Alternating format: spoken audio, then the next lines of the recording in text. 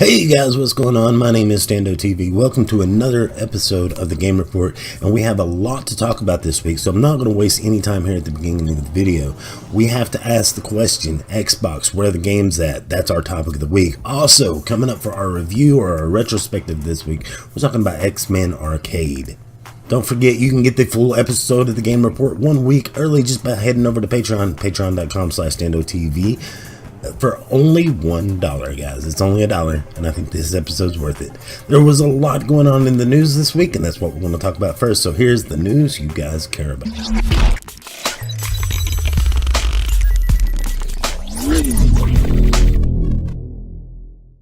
And now with the news. The news, of course, is brought to you by Patreon producers of the show. Thank you, Tech Gladiator, Own Dizzle, and Air-11 for your continuing support of the Game Report. Appreciate you guys a whole hell of a lot. And of course, first up in the news today, this week we've got to talk about Xbox One Scorpio. Of course, all the specs have been revealed to Digital Foundry from Xbox. So let's get started and let's look at the hardware. Scorpio is going to use an 8-core processor, likely from AMD, although that's not been officially stated, and it's going to be running at a 2.3 gigahertz. Seasoned PC gamers might not think that this sounds like a lot, and you would probably be right. It just isn't. But keep in mind that console processors are packed into an incredibly tight space, and more gigahertz means more heat. This is still sustainable boost over the Xbox One, whose 8 cores only ran at 1.75 gigahertz. In the graphics department, the Scorpio will get a GPU with 40 compute units running at a seriously impressive 1,172 megahertz. Even more startling is the massive 12 gigabytes of GDDR5 memory, which is a handy combination of more and faster memory. This 12 gigabytes will be shared by the whole system, so some will be reserved for the CPU, with the rest going to the GPU. And we'll also be getting a 1 terabyte hard drive disk space inside our Scorpio. And it will come with an Ultra HD Blu-ray player, so eat that, PlayStation Pro. How does this compare to the base model Xbox One and the Xbox One S? Well, the biggest way performance has been boosted over the current gen Xbox One S is the GPU. It's up from 12 compute units at 914 megahertz. We now have 40 cores running at 1,172 megahertz. Cores and clock speeds don't mean everything, but this is still a significant jump and very impressive. What is so impressive about it is 4.6 times performance multiplier. This opens up a huge number of possibilities for developers, with ultra high resolution textures and 4K resolutions now a core part of the game development process.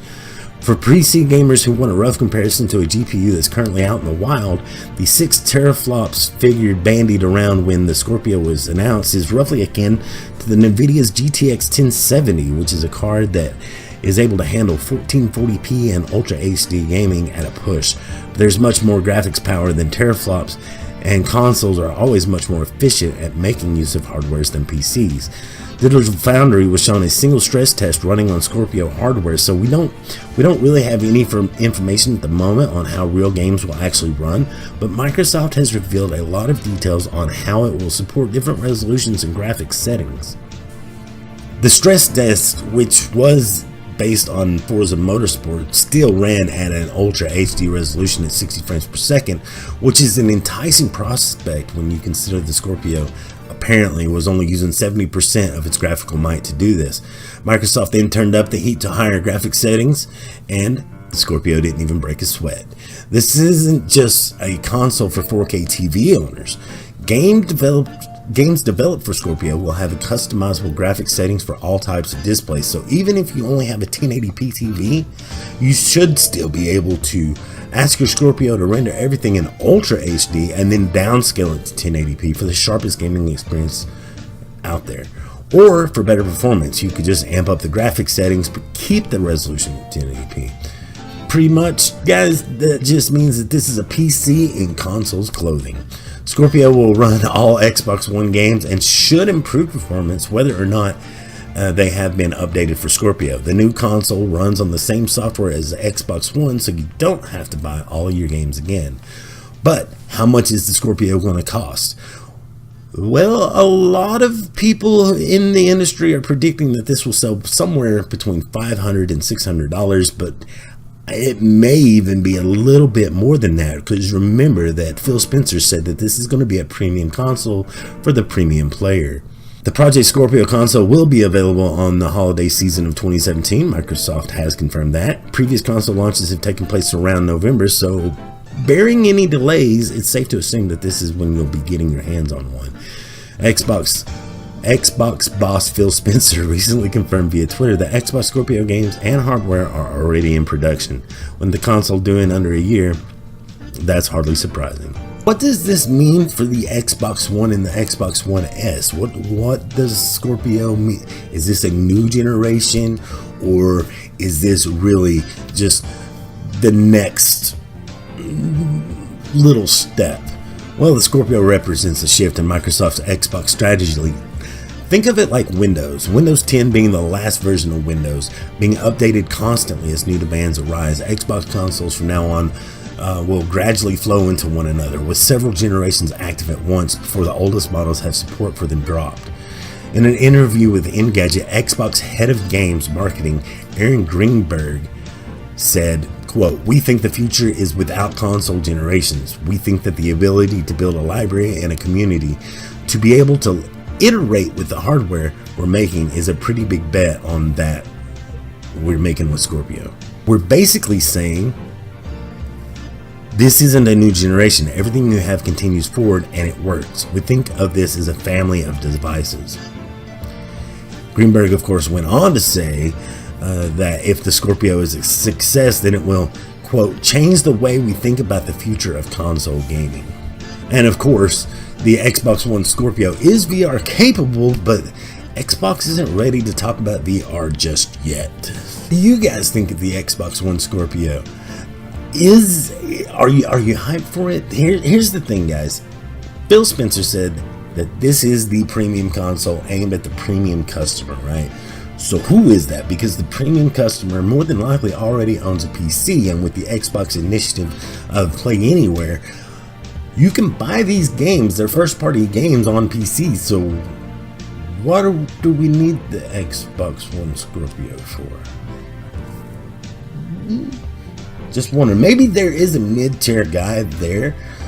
Maybe there is a mid-tier guy there that wants a hardcore down the right console, but it's really got to bring the games. You really have to show something at E3 this year, Microsoft, or it's all going to be for naught, right? You've got to bring something. You've canceled Scalebound, you've canceled Fable Legends, and Halo and Gears is not going to carry you forever. So what else have you got coming down the line? We know you got State of Decay 2, not necessarily a hardware seller. Crackdown 3, same thing. It's a niche title, not really a hardware seller. So what have you got coming? And we're going to talk about that later on, because that is our topic of the week. So keep that in mind, guys. That's our topic of the week, of course, is Xbox. Where is the game? So we'll be getting more into that later in the show. And even though I want to get copyright claimed here, we're going to talk about Nintendo for a little while, guys. The Nintendo Direct. And yeah, I'm definitely going to get copyright claim. There's just no way around this. Remember that you can support the channel over on Patreon so that we can continue to just cover whatever we want to cover, because yeah, there's asshole developer companies out there that are public, but we're going to cover it. Just yeah, damn Nintendo. Okay. After being announced back in January, we now have a release date for Splatoon 2, which will be July 21st. That was the biggest takeaway from this Nintendo Direct conference, where the gaming giant gave Switch owners a roadmap of the months to come. Splatoon is Nintendo's venture into competitive shooters, except instead of spraying bullets at people, you're spraying ink at walls. Its sequel was announced alongside the Switch's full reveal, and is perhaps the most anticipated game for the system that doesn't have Zelda or Mario in the title. And speaking of Mario, he'll hit the Switch on April 28th in the Mario Kart 8 Deluxe Edition and re-release of the 2014's Wii U title, Mario Kart 8. Amiibo collectors and Zelda fans also have something new to look forward to, with 3 new Link Amiibos hitting store shelves on June 23rd. The company is also banking on ARMS, a first-person fighting game that takes advantage of the Switch's unique controllers. ARMS will come out on June 16th alongside a neon yellow Joy-Con controller and a Joy-Con battery pack adapter. Nintendo also shared details of the 3DS upcoming releases. First up, Fire Emblem Echoes, and at this point I just got to say, do we not have enough Fire Emblem now? Okay, I think they're overdoing the Fire Emblem at this point, but that's just me just saying that, just getting that out of the way. But that will come on May 19th, with which the company announced will get a paid and free DLC. So other notable games include Hey Pikmin, Monster Hunter Stories, and Kirby's Blowout Blast. If you're a Switch owner and Splatoon isn't what you're after, there is hope yet, because E3 is still a little while away. It comes out mid-June, and it may bring more Nintendo goodness.